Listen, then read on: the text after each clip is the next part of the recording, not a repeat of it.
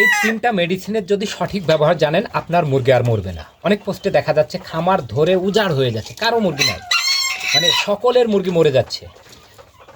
দিনের বেলা দেখছেন যে মুরগিগুলো ঘুরছে ফিরছে সুস্থ আছে, সকালবেলা উঠে দেখছেন মুরগি মারা গেছে অথবা মুরগি মৃতপ্রায় অবস্থায় পড়ে আছে।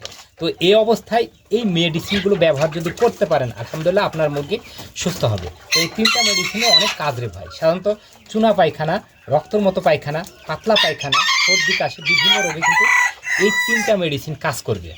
আমি একটু বলি, সাধারণত যে অবস্থাটা এখন হচ্ছে, মুরগি রাত্রেবেলা সুস্থ খাঁচার মধ্যে রেখে দিয়েছেন, সকালবেলা দেখছেন মুরগি মৃতপ্রায় অবস্থায় পড়ে আছে, খাদ্যথলিতে অতিরিক্ত খাবার জমা, সে যে খাবারটা হজম হয় না, শ্বাসকষ্ট হচ্ছে, আর মুরগি ঝুম মেরে বসে আছে। এ সময় যদি কোনো ওষুধ বাজার থেকে কিনে নিয়ে এসে খাওয়াই দেন, সাথে সাথে মুরগিটা 10 মিনিট থেকে 20 মিনিট সময় নেবে না, মরে যাবে। এর পিছনে মলদ্বারে লক্ষ্য করবেন চুনের মতো পায়খানা গড়ে গড়ে আছে। অথবা এই 3টা মেডিসিনের ব্যবহার কিভাবে করবেন আমি একটু বলে দিই।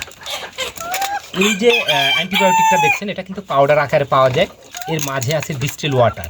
এই ডিস্টিল ওয়াটারটা পাউডারের সাথে ইঞ্জেকশন সিরিঞ্জ দিয়ে মিশিয়ে নেবেন, 4 ml তরল হয়ে যাবে। আর এটা তরলই পাবেন, এটাও তরল পাবেন। তো এই 3টা মেডিসিন থেকে আপনি এই যে ইঞ্জেকশন সিরিঞ্জ আছে, এটার থেকে 1 মিলি, এটার থেকে 1 মিলি, এটার থেকে 1 মিলি, এই 3 মিলি ইঞ্জেকশনটায় আপনার অসুস্থ 6টা মুরগিকে হাফ মিলি করে ইঞ্জেকশন করবেন। অবশ্যই মুরগির বয়স 4 মাসের উপরে হতে হবে। আমি ইঞ্জেকশনগুলো আরও ভালোভাবে বুঝাই। একজোসিন বা সেফট্রিয়াক্সন, একজোসিন বা সেফট্রিয়াক্সন IM ইঞ্জেকশন 1 গ্রাম। তারপর এখানে টাফনিল টলফানিক অ্যাসিড, টাফনিল টলফানিক অ্যাসিড, এটা হচ্ছে ফেনাড্রিল ডাইফেন হাইড্রামিন হাইড্রোক্লোরাইড।